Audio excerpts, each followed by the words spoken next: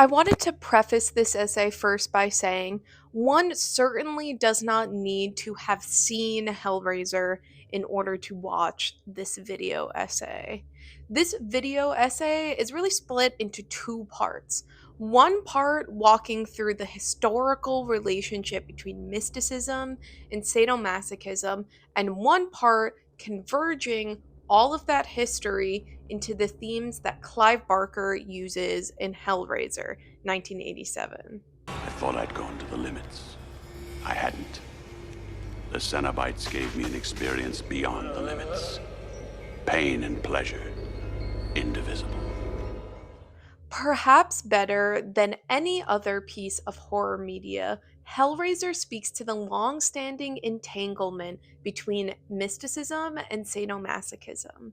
In 1999, Clive Barker, the writer and director of Hellraiser, posed whether S&M could be pleasure and pain. Sexuality's like religion, it's there in all my work. Barker references religion, particularly Christianity, in this quote. However, the imagery he plays with in the 1987 film certainly goes beyond this and vivifies a centuries old connection that scholars, theologians, philosophers, psychologists, and the general public have made between mysticism, eroticism, and S&M. One does not need to seek out Barker's words alone to make the connections between sadomasochism and religious experience. Its imagery is littered throughout the Hellraiser film and embedded into the Cenobite characters. For context, Hellraiser's Cenobites, otherwise known as the Order of the Gash, are extra-dimensional priests who have transcended the dichotomy of pleasure and pain through incessant torture, and now the two sensations function in unison for them. In other words, the concept of Christian hell and eternal torture are subverted and perverted by the Cenobites. For them, the pleasures of heaven lie squarely within the torments of hell. They seek to indoctrinate and educate all those who seek limitless pleasure, like world traveler Frank Cotton. This indoctrination is displayed in the first few minutes of the film, where Frank Cotton seeks limit experiences in the vein of Georges Bataille's philosophy to pursue the ultimate limits of human experience, often in a blend of ecstasy and horror. He procures a puzzle box described as capable of opening doors to dimensions of ultimate pleasure. Upon solving the puzzle box, the Cenobites are summoned into the earthly realm and begin their process of indoctrination, bringing the individual, in this case Frank, back to their dimension and enforcing torture upon him as their godly figure watches. Still, as hellish as it sounds, the Cenobites appear honest in their promise that eventually pain and pleasure will become one sensation for their victims, and all they will experience is pleasure. Perspectives on the intersection of sexuality and Christian theology in the aesthetics and identity of the Cenobites are already painstakingly clear, emboldened by Barker himself and exemplified in the numerous Catholic iconographies scattered throughout the film, including statues of Mary, Jesus, as well as visual references to monastic self-mutilation. Additionally, academic scholarship has also explored the unmistakable connection between the pious Christian and the sadomasochist. The cultural links between the two are by now well established in pop culture and fetishism. What I aim to do is take this scholarship to a new level of specificity, exploring how Barker's conflation of mysticism and sadomasochism in Hellraiser 1987 is made possible through the history of mysticism and eroticism, particularly beginning with medieval Christianity. This essay intends to provide context for the historical relationship between mysticism, sadomasochism, and eroticism, and bring to light how Clive Barker employs this relationship as a means of thinking about the complexities of sadomasochistic desire through horror. Before diving into the meat of this argument, the abstract notion of mysticism needs to be solidified for the purposes of this essay. The Oxford English Dictionary defines mysticism as mystical theology, belief in the possibility of union with or absorption into God using contemplation and self surrender, belief in or devotion to the spiritual apprehension of truths inaccessible to the intellect. This essay intends to frame the conversation about mysticism specifically through the idea of spiritual union and through self surrender. However, there are certainly other modes to conceptualize mysticism. It's one of those concepts in scholarship that is very muddy. And this essay does not seek to erase any of that muddiness, but simply to discuss a very specific framework for mysticism that I believe applies from history to horror media. Furthermore, this essay will only concentrate on Christian theology and scholarship, on Christian mysticism, as Clive Barker has expressly tied Hellraiser and the Cenobites to Christianity.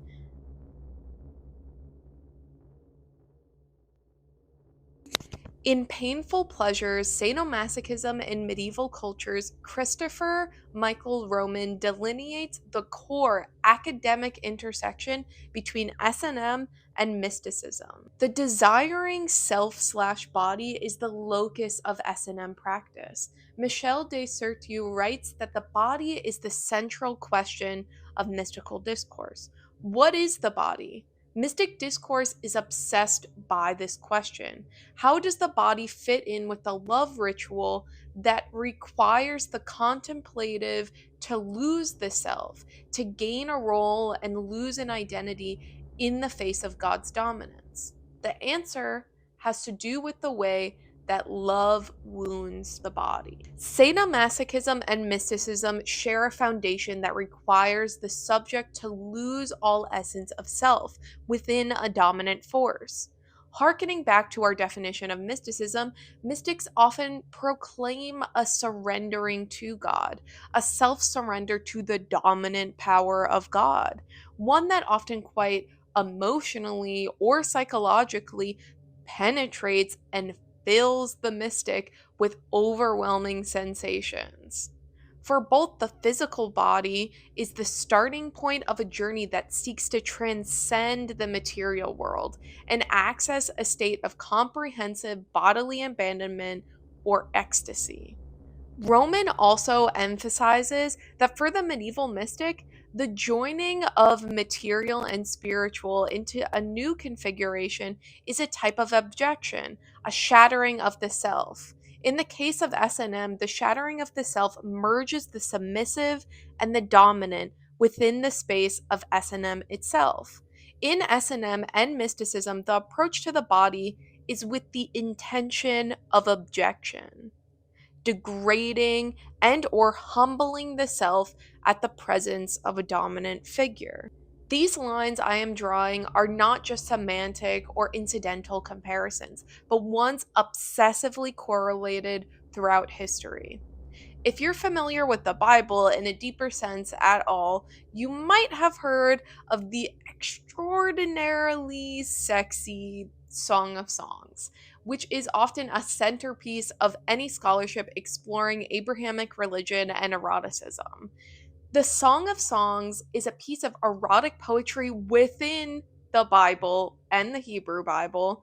It frames its narrative around an erotic and romantic dialogue between a woman and her lover, which can be interpreted as a representation of a divine figure, especially as showcased in Bernard de Clairvault's, an 11th century abbot and mystic's, writings on the poem. The poem begins with these infamous lines: "Let him kiss me with the kisses of his mouth, for thy love is better than wine. Because of the savor of thy good ointments, thy name is an ointment poured forth. Therefore do the virgins love thee." Draw me, we will run after thee. The king hath brought me into his chambers. We will be glad and rejoice in thee. We will remember thy love more than wine. The upright love thee. I am black, but comely. Look not upon me because I am black. My mother's children were angry with me. They made me the keeper of the vineyards, but mine own vineyard have I not kept. There are a ton of interesting layers to pick apart for the Song of Songs, but we must stay on track with our essay's main topic. Evidently, the sexuality of these lines is literally impossible to miss. She is reveling in eroticism unabashedly. But the peculiar dimension here is certainly the lines where the shift turns toward the degradation of herself. The blackness that she is talking about here is not necessarily interpreted as a literal blackness or a physical blackness, but rather her proclaiming an internal darkness or taint within herself. At the same time in which the voice of this part of the poem is divulging her fantasies, there is also a component of degradation and humility that finds an integral place in the eroticism. It's not separate, it is a part of the fantasy itself. This part of the Bible sets the course for how many mystics explore their mysticism and relationships with God. As Roman describes in Painful Pleasures, inspired by the Bible book Song of Songs and filtered through pseudo-Dionysus, apophatic mysticism, and Bernard de Clairvaux's somatic metaphors of divine love in his sermons on the Song of Songs, the concept of rapture, in which one becomes seized by the divine, becomes part of many communities of women mystics and beguines who write erotically charged treatises of their experiences and visions. Thus, we cannot deny that there are some underlying aspects of eroticism in Christian mysticism, one that stems from the Bible itself. But how does that eroticism evolve into more of a sadomasochistic desire? Here's where we get to some of the material that I discussed in my previous video, Medieval Christian Body Horror. As a direct consequence of early Christianity's emphasis on martyrdom, pain, suffering, and how these reveal a divine love, especially in Christ's crucifixion, medieval Christians developed an interesting mindset when it came to self wounding practices. In Theology and Cultural Sadomasochism, Graham Ward iterates the late medieval and Baroque fascinations with the crucifixion of Christ, the bishops and priests populating the world of the Marquis de Sade, the search for a corporeal mysticism through flagellation and a holy anorexia would all argue that the roots of cultural sadomasochism lies within Christianity itself. In exposing the issues at stake in sadomasochism, then, we might uncover elements of Christian thought and practice that also need transfiguration. While, on the other hand, the attention to the body, to pleasure, to desires for liberating effects, and to the liturgy of trust cultivating relations in sadomasochistic practices all have to be taken seriously by Christian theologians as important contemporary elements of salvation and redemption which have to be understood. For Christian mysticism, love and suffering are intertwined, and thus the ecstatic expression of love in erotics must be deeply rooted in a form of suffering as well. One can visualize this best when we look at mystical writings, particularly those of Saint Teresa of Jesus, a 16th century Carmelite mystic, which I'm not going to lie, are very graphically sexy, and I shall certainly read it as such because I am not a coward. I saw in his hand a long spear of gold, and at the iron's point there seemed to be a little fire. He appeared to me to be thrusting it at times into my heart and to pierce my very entrails. When he drew it out, he seemed to draw them out also, and to leave me all on fire with a great love of God. The pain was so great that it made me moan, and yet surpassing that sweetness of this excessive pain that I could not wish to be rid of it. The soul is satisfied now with nothing less than God. The pain is not bodily but spiritual, though the body has its share in it, even a large one. It is a caressing of love so sweet, which now takes place between the soul and God. Okay, Miss Teresa, get it, I guess. But in all seriousness, Saint Teresa's writing has all of what I'm trying to emphasize here. That for mystics, especially Christian mystics, often the threads of sexuality, pain, devotion all coalesce quite viscerally. And this is certainly not the only place we see this happening. Self flagellation, or the practice of whipping oneself, is frequently employed by mystics and ascetics as a means of religious ritual and to better access the divine. For self flagellants in the medieval period, what this ritual displays is fragmentation, splintering, and disintegration of the body and self. The effects of this practice would later inspire and be co opted, or perhaps we could even say socially corrupted, by libertines like Marquis de Sade, a controversial 18th century pornographer and writer. In The Praise of the Whip, A Cultural History of Arousal, Nicolas Largier describes this development of self-flagellation from the medieval period, when it was considered a mentally and spiritually arousing practice, one that takes worship a step further and allows the flagellant to access stimulating and divine experiences, and is approved by the medieval church, to a practice that is derided by the Christian Reformation movement, especially Martin Luther, precisely for this arousing potential, and becomes associated with the corruption and the perversities of the Catholic Church, to a sexual practice popularized by pornography from the libertines.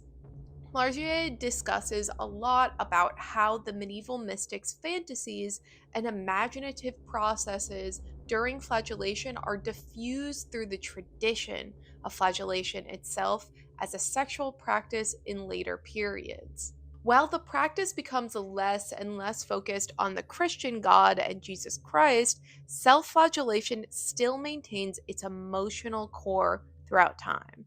Bataille observes how the emotional core of medieval Christian mysticism lends itself to erotic language. Mysticism has often traced its path through love. For a certain individual, although it tends to transcend love, for aesthetics, it may be both a convenient way and a jumping off ground. It is not easy to ignore the accidents that happen to mystics during their exercises, at least in the early stages. As we have seen, men pursuing the paths of mysticism not infrequently find that they are sullied with the liquid of carnal flux. As St. Bonaventure puts it, Father Louis Bernert, quoting St. Bonaventure, tells us that it is something that mystics consider intrinsic to their experiences. I do not imagine they are mistaken. These accidents show, nevertheless, that basically sensuality and mysticism are akin. In both spheres, a mystical impulse of thought may always set off involuntarily the same reflex that an erotic image would. If this is so, then the converse must also be true.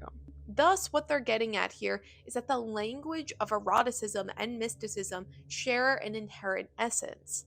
There is undeniably something about how mysticism asks individuals to surrender and degrade themselves before God in order to be absorbed by God that certainly aligns with how partners in a dominant, submissive relationship might express their eroticism towards each other. The immense desire to be merged with another, the objection of the physical body, the overwhelming sensation when one successfully melds with another. It is difficult to ignore these parallels that are essential markers of S&M, eroticism, and mysticism. And it is not necessarily sacrilegious to note upon this. As Anita Phillips observes in Masochism and Literature, modern and postmodern, Christian theology goes some way towards a narrativizing of the life of Christ as a necessary descent into the profane toward a redemptive end. I refer to such work in trying to get at how masochism works, how a downturn movement into pain, humiliation, and objection leads to a jouissance, a moment of sublime perfection. And with this, we can understand how Christian theology and sadomasochism merge together, operating as parallels or often in entanglements, not just in the mystical writings of the past, but in the body horror of the present. According to Clive Barker's official website, and in A Strange Kind of Believer by Stan Nichols, Barker discloses, if marooned on a desert island, I'd take a crate of videos and one book. I'd take the Bible. Because it's this massive, layered, rich, wise, dark, dangerous, and ambiguous masterpiece. It seems to me to be a wonderful rag bag of drug dreams, poetry, history, violence, and beauty. It's the single most important source of insight and storytelling I've encountered. In my fiction, I'm critical of organizational elements of the church, yes. I have contempt for many of the corruptions of the church. Priests don't come out very well in my books, but the underlying mythologies, the idea of redemption, the idea of having someone die in order to save, the idea of non judgmental love, and so on, are themes that come up over and over again in my work. Religion, and yes, especially Christianity, bleeds through Barker's work, and he himself admits it. Therefore, his experimentation with sadomasochism, religion, and mysticism certainly comes at no surprise. Although the Cenobites have sparse lines throughout the film, one can gather the crux of their ideology and its connection to the Christian mysticism through the concepts of union and transcendence from the few quotes. When Kirsty, the niece of Frank Cotton, questions the Cenobites on who they are, Pinhead collectively identifies the group as explorers in the further regions of experience. Explorers in the further regions of experience.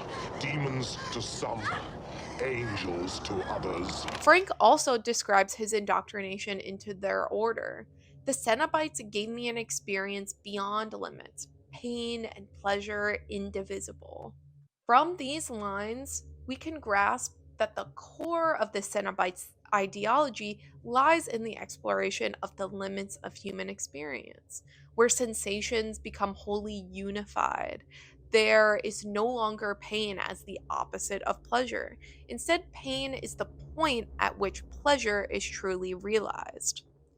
The Cenobites' ideology of union and the transcendence from a typical bodily experience of pain reifies a 6th century mystical theology from an anonymous Syrian monk. His complex mystical theology centers around the concept of reunion with an essentially unknowable God through a 3-stage ascent of illumination, purification, and perfection or union. Ecstasy is associated with love, which takes us out of ourselves and draws us towards the object of love, which is God. The Cenobites' experiences adhere to these 3 stages. When the Cenobites are summoned from the puzzle box, light pours through the cracks, illuminating the summoner in an eerie glow, a literal stage of illumination. More figuratively, the puzzle box in the film's logic is commonly offered to those who seek an unknowable experience of divine pleasure. Frank emphasizes that before opening the box, he did not know what pleasures it had in store for him, but was undeniably curious about what it could be. The Cenobites' introductions illuminate precisely what a world of ultimate pleasure entails, a world that is prompted by horrible pain, and thus presenting a revelation of true pleasure to their soon to be converts. For the Cenobites, purification is encapsulated in torture. To reach the purest stage of pleasure, the body must experience all pain as pleasure. Therefore, their converts must be purged of all notions of divisions through endless, inescapable pain until that pleasure can be realized. Finally, in the third stage, one reaches the perfection and union that the Cenobites have achieved. By means of purification or torture, a union is formed in which the Cenobites live and convert others. In this union, the Cenobites exhibit an ecstasy made evident by their frequent orgasmic moans while on screen. However, unlike the Syrian monks' mystical theology, the ecstasy does not draw the Cenobites to God necessarily, the apparent object of love, but rather draws them into the object of pain. Pain is the Cenobites' deity of worship, and through torture, self mutilation, and body modification, the Cenobites reach a union with pain that brings ecstasy, the ultimate marker of pleasure and of mysticism. This union does not simply entail the fusion of pain and pleasure, but in the body's immersion into the combined sensations of pain and pleasure. The union of pleasure and pain is intriguingly visualized in the film, not just through the Cenobites' ideology, but also through body horror and aesthetics. In their first appearance, the Cenobites are accompanied by countless chains and brutalist obelisks, adorned with dangling chunks of human flesh. Once their sights have been set on their summoner, Frank, hooks sink into his flesh, literally luring him into the world of the Cenobite. Soon we see an entirely disembodied Frank, whose flesh has spread far across the room. Pinhead, the lead Cenobite, artfully pieces together the fragments of Frank's face before the Cenobites and their gory scene vanish. Frank's disembodiment represents part of the mystical purification stage. The true limits in human experience lie in the material body. Thus, utterly annihilating the body would permit the person to reach transcendence and comprehend, as the Cenobites have, the epitome of pleasure. Ironically, the Cenobites exploit dismemberment as a means of actualizing the union of pain and pleasure. It seems that only through a complete decorporalization, and likely the ultimate form of bodily pain, can an individual truly access the mystical experiences of the Cenobites. In comparing the physical appearances of Frank Cotton and the Cenobites, we can further conceptualize the Cenobites' mysticism and the transcendence required to embrace that mysticism.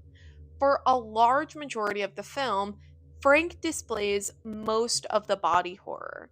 In his escape from the Cenobites' dimension, he can only partially reconfigure his form, which starts with the reformation of his bones and some parts of his flesh.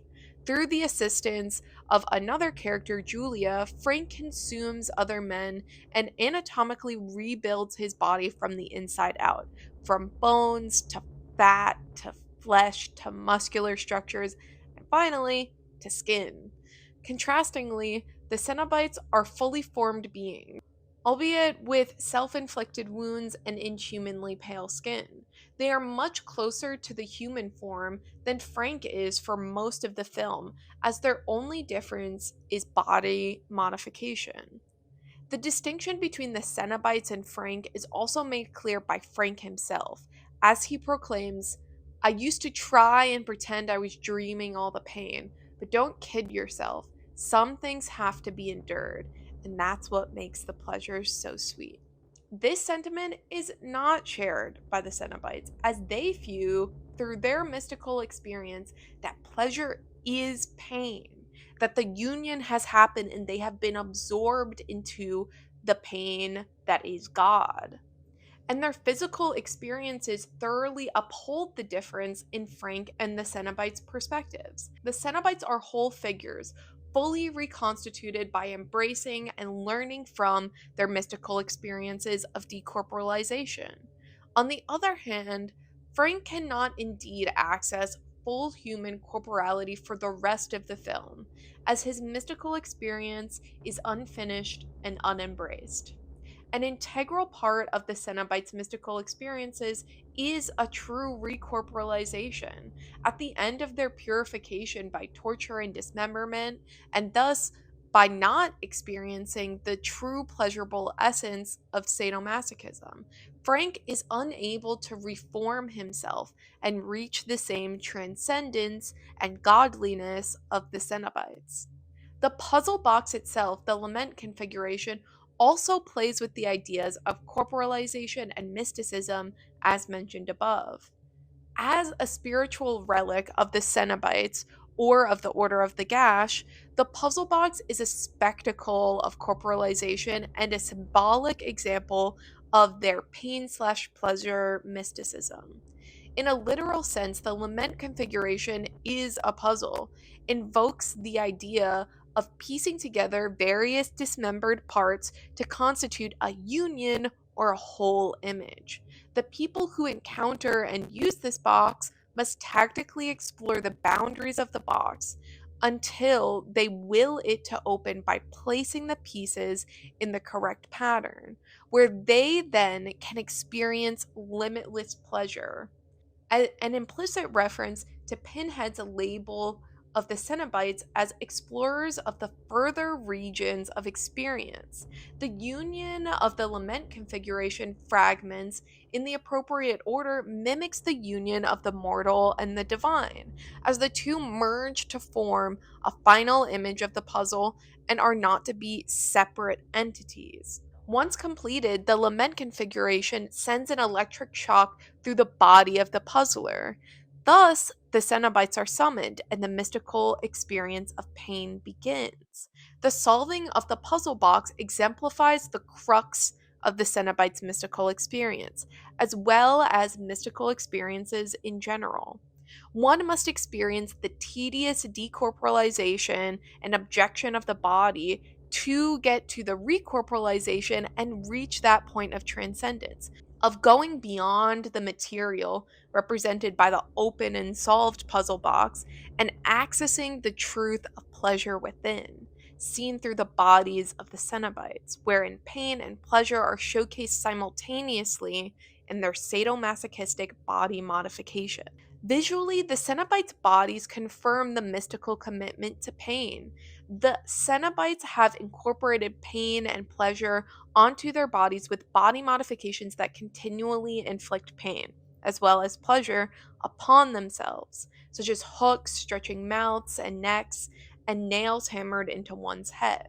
These sadomasochistic modifications materially signify the Cenobites' internal mystical experience by putting the evidence of pain or their self mutilated bodies on display and their sexual delight in those modifications, evidenced in their erotic fondling of their wounds and their erotic vocalizations.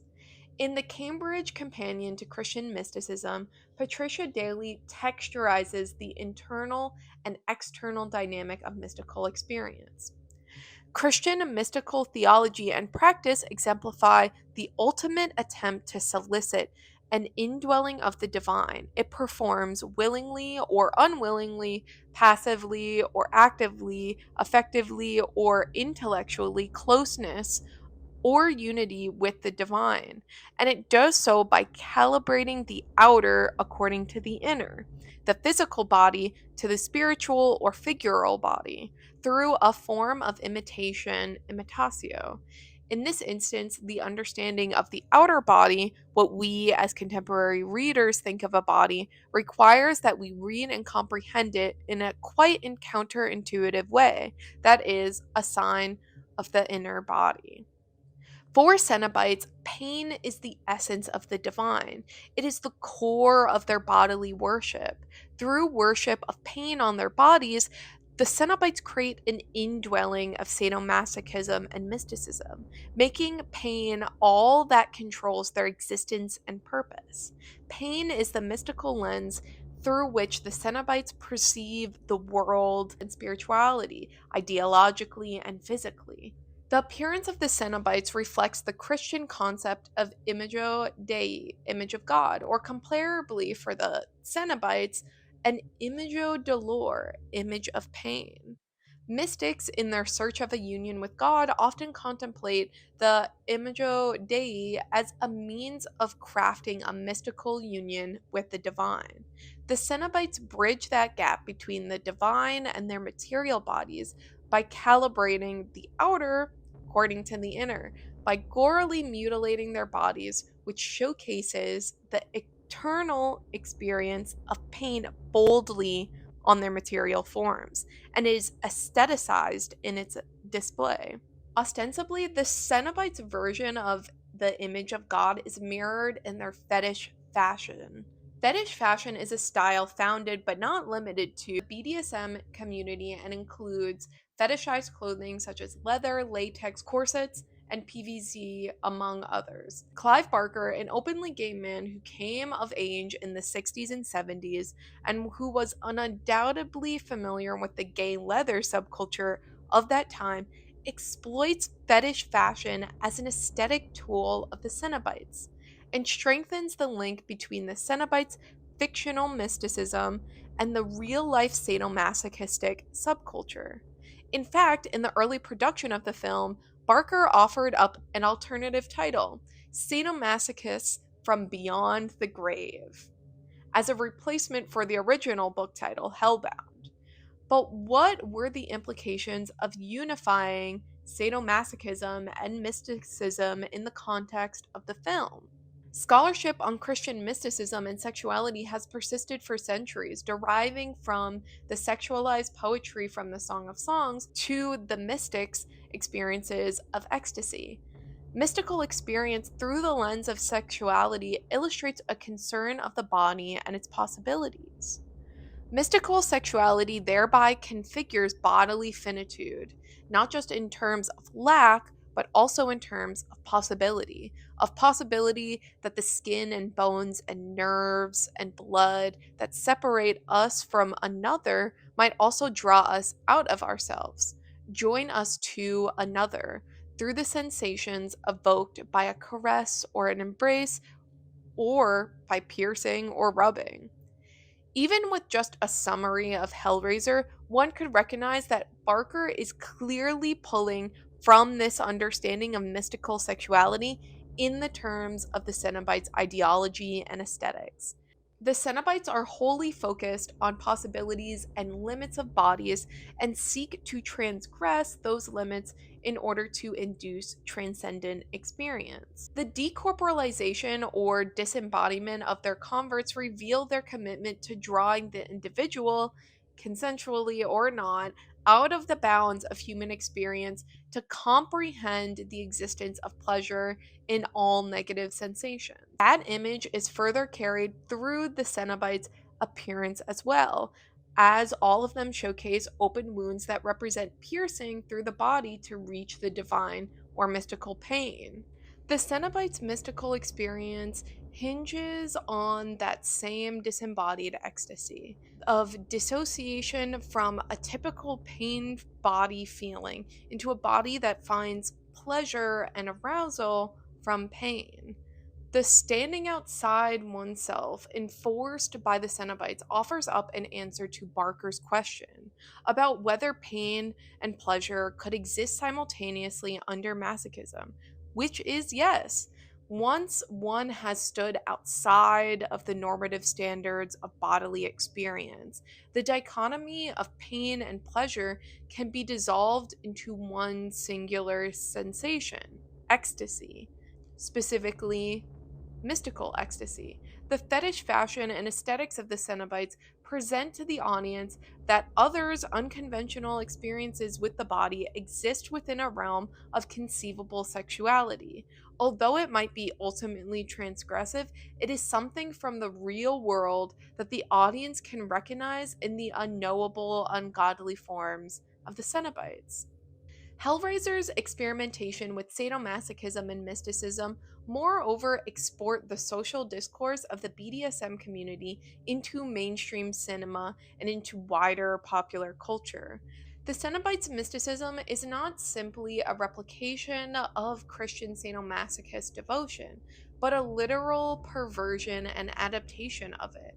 It makes the profane mysticism inherently sexual and queer in its clear visual and aesthetic relationship to the queer, leather, and BDSM communities. The Cenobites' mysticism transgresses social and physical boundaries in literal ways, just as medieval mystics did, by showcasing non normative bodies and sexual eroticism and fetishism in a spiritual way, by suggesting to the audience that not only can sadomasochism be spiritual and mystical, but it is undeniably connected to non normative sexuality in practice.